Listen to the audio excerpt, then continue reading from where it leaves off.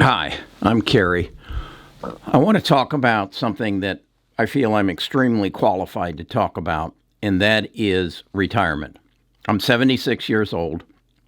I've been retired for, 15 years now. I retired at 62. I'm a retired financial advisor, and my estate has grown substantially over the last 15 years. And I want to share with you how I got to where I am, how I entered retirement, and how I planned for my retirement. And I hope that will be of some help to you. So I'm going to get pretty personal at this point and share with you exactly how I've gotten to where I am. Best of Us Investors presents Kerry Griegmeyer. First, let me say, although I think 16 months pre-baby boomer, I am heart and soul a baby boomer.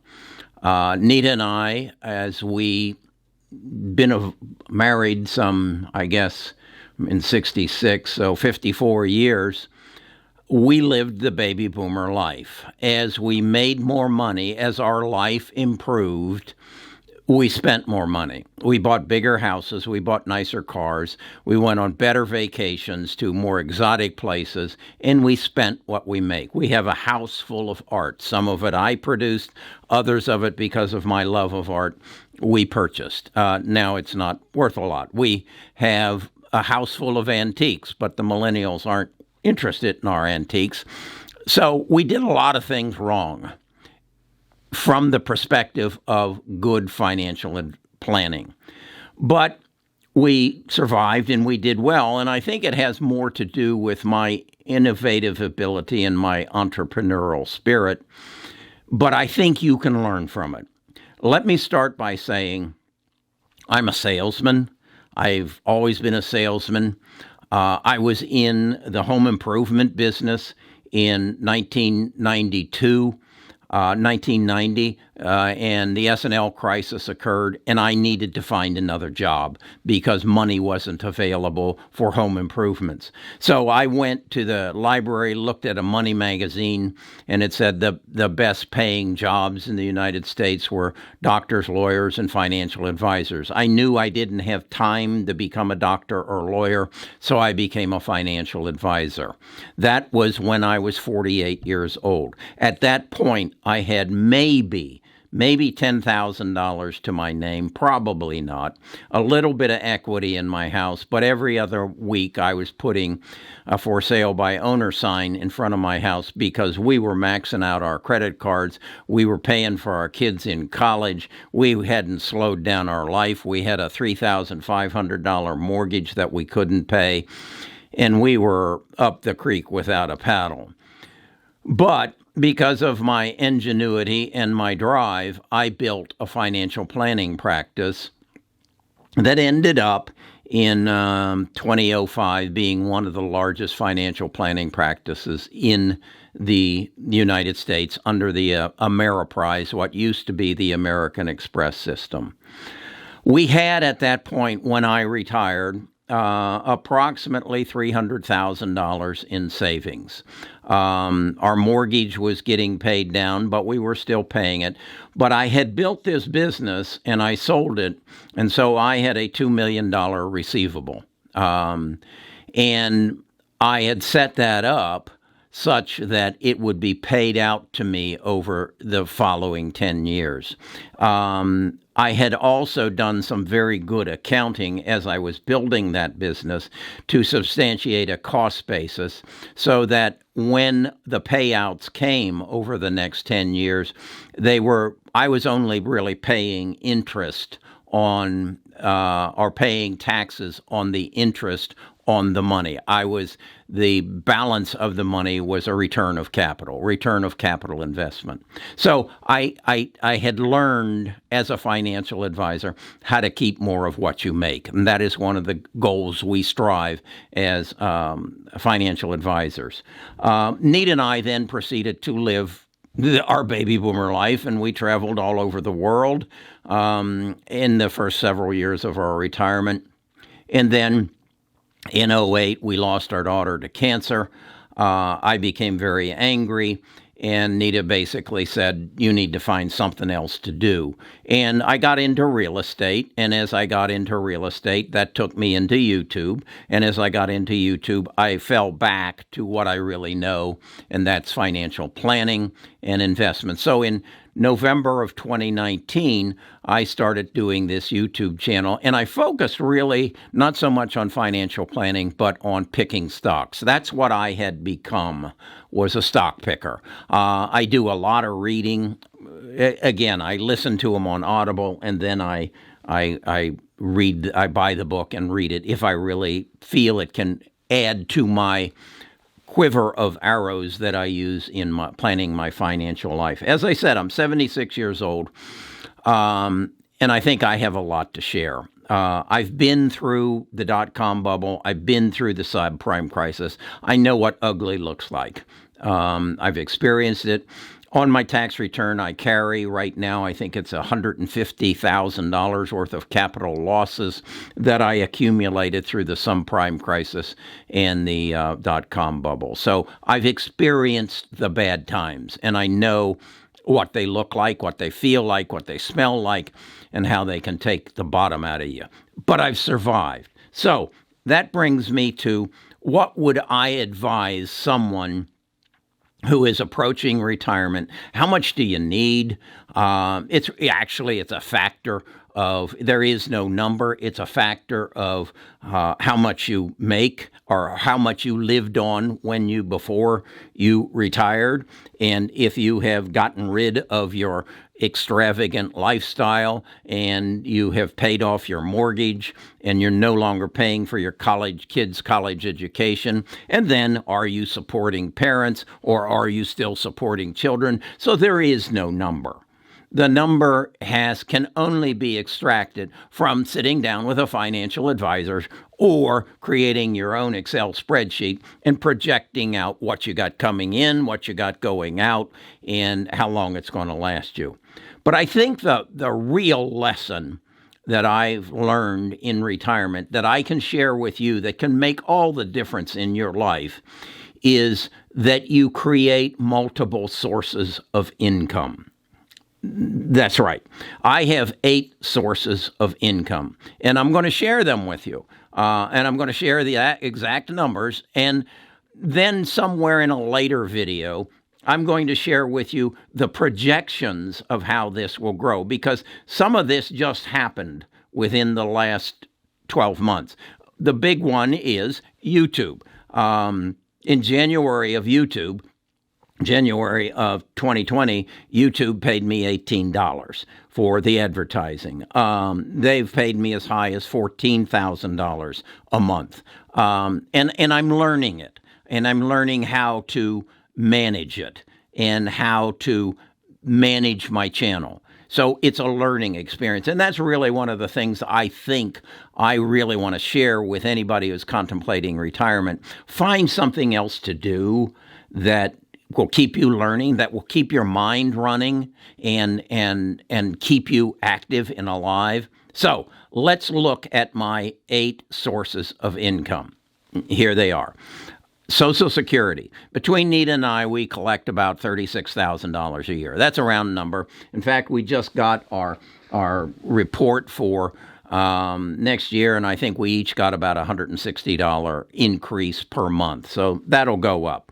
Real estate. I sold a trailer park. I sold some other stuff. Lots on a development I'm doing. So I made $41,150 on real estate last year. I've written books. This is my book. Who Are You? What is it?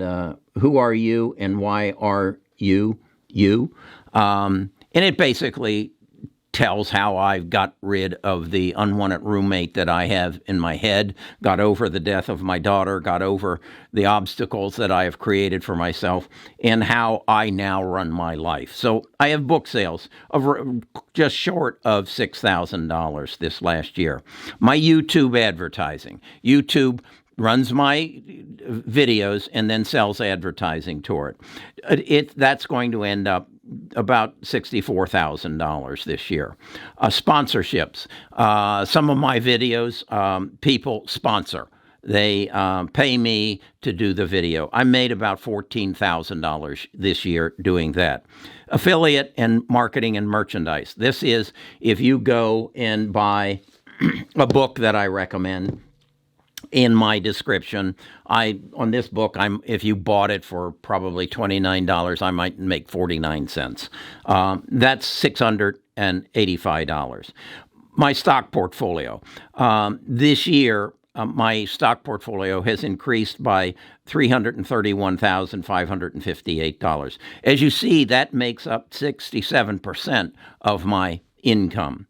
Then we have the Discord membership and the podcast and the membership or support of the charity. Most of that is this $1,500 is the support of the charity, and that will be a charitable contribution that I will make. So my total income in retirement is just shy $4,500 shy of $500,000. Now that makes my retirement very comfortable. And my challenge to you is, let's say I didn't do all this. Let's say all I did was live my life. And like most retired people do, I'd have the $36,000. Would I have the $331,000 increase in portfolio? I'll tell you, no, I would not have, because doing this YouTube channel has forced me to read all these books, has forced me to every day study the stock market and decide what I want to do and how I want to trade. If I hadn't done this YouTube channel, I would not be invested in strictly 5G, electronic vehicles, and biotech. I'm not invested in anything else. I'm not diversified. If you want to see my portfolio and follow it, just go to bestofusinvestors.com and I'll send you a link to our Discord, and you can go on there and you can see my portfolio, or just go into the description and find the link to the Discord. You got to pay $10 a month to do that, but you'll see exactly what I'm doing. And if you have faith that, hey, this guy actually understands, he's not a 27-year-old who was what he would have been 7 years old when the .com crisis occurred, and maybe 12 when the subprime crisis occurred. So this guy has experience, and maybe he can help me, meaning you, enjoy your retirement. Because I truly believe if you're intelligent and if you have some interest, you can pursue it. You can create a digital source through Spotify, through Etsy, and you can supplement your income. I saw a thing on Sunday morning, that's the CBS Sunday morning, about Etsy and how people are making candles and making glass for beers. And so there's no reason you can't do that. There's no reason you can't figure out the technology. So with that being said, I told you where I was when I retired. I retired at 62 and took my Social Security early. I'll do another video to explain the logic that I had based on that. So now at this point, I would say my net worth is somewhere around $3 million. And that includes my house. I have life insurance.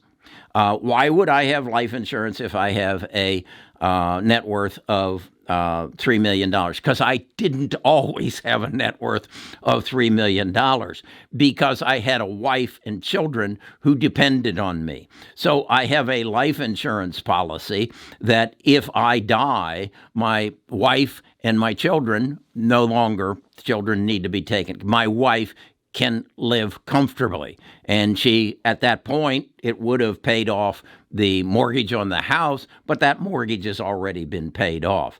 And then I have a business. I have a business that last year, generated me, I would say somewhere in the neighborhood of $80,000. Well, is that transferable? You bet it is. You bet it is. Could I sell that to somebody? You bet I could. Okay. And I know how to do that. Why would I know how to do that? Because I have sold multiple financial planning practices, not only for me, but I sold my daughters and I sold other people's as well, because I know how to do it. Okay, these are skills that I've acquired. So yes, I have an exit strategy. That's the words I like to use. If you have a business, do you have a way out? Do you have a way out such that you can capitalize it and turn it into cash? Yes, I do. Okay, so what I want to do is add this dimension to my YouTube channel. I am not going to go through the new stimulus package that just came out this weekend. If you want a very detailed and well-versed description of that, go to Meet Kevin. I'm going to turn that part of this YouTube world over to Meet Kevin. He does it better than anybody else. He goes through graphically and shows you every element of that package and then explains how it might affect you. There's no reason for me to duplicate that. I'll do what I'm good at. I'm good at picking stocks. I'm good at predicting what is going to happen in the future, and I'm good at creating a good financial plan. What do I mean by that? Most of you are involved in, I want to grow my investment portfolio. Okay, that's good. And you do it, and your spouse is not probably involved. But what if you get hit by a truck tomorrow? And where does that leave them? Do you have life insurance? What if when you shortly after you turn 65, you get dementia and you have to go into a nursing home? Do you have long-term care insurance? Do you have life insurance? Do you have good health insurance? These are all parts of financial planning. If you are young and you're starting a family, do you separate your investments to where I have some for a down payment on a house, I have some for the education of my newborn child, which has tax advantages, should not be gathered with your retirement income or your household house payment income or paying off your car investments. You need to separate it out because there are tax advantages both for your education of your children and the retirement accounts. But then you need to have other money that you can have access to make a down payment on your house. And I know, I can access my 401k to do that. Don't do that. Don't do that. You're giving up tomorrow's security for today's pleasure. That is never a good idea. Okay? These are the kind of things I want to go into. Leave how much is NEO going to be worth at the end of the week. I'll leave that to somebody else. Leave the how to invest in Bitcoin and whether you should or you shouldn't. I will talk about that because I have some strong feelings on it. But I'm going to try to give you some in-depth information about financial advising or financial advice. That's how I got to where I am in retirement. I want to share it with you, and I'll keep you up on it. If this is a kind of video that you would like to see more of, give me a thumbs up. That helps my algorithm and puts my thumbnails in front of more people. And then also subscribe and ring the bell. That way you will be notified every time I make a new video, and then you can decide whether that video is appropriate for you or not. And then I would really encourage you to follow the link in the description or through my Best of Us Investors when you I'll send you a link. Because this is where we're gathering people together, and I'm monitoring what's on your mind. What questions do you want answered? Do you want to know about estate planning? Do you want to know about what the difference between a Roth IRA and a traditional IRA, and what a SEP is, and what a SARSEP is, and what a solo 401k is, and what a limited liability company is? If you want to know that kind of stuff, you need to go to the Discord. Okay, The last thing, we're having a Christmas party tomorrow. I'm going to send out an invitation again tomorrow morning so that you have the link to come to the live stream of our Christmas party. Okay, thank you. This is going to be an exciting year of 2021. There are going to be enormous opportunities. There are going to be some enormous pits that you can fall in. But if you can stay focused, you'll be all right.